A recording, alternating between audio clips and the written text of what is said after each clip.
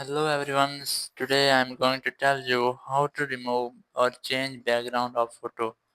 If you want to change or remove background of any photo, you just need an application. So just open your Play Store app to download the application, and here you just have to search for an application named Quick Erase.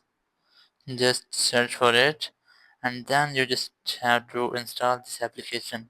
As you can see, I have already installed it, so just open this application, just open it, and then it will open. It may contain some ads, so you just have to skip them.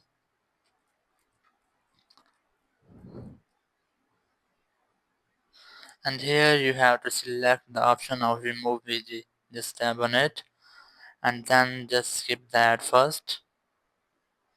After skipping the ad, you just have to choose your photo. As I'm going to choose this one, so just tap on it,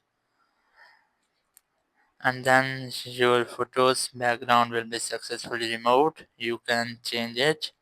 Just tap on open editor, and here tap on this, and now you can select the background for your photo you want. As I'm going to select this one, so just select it, and then tap on done, and after that just tap on save, and now you have successfully changed the background of your photo. Thank you very much for watching the video. Until next video, bye bye.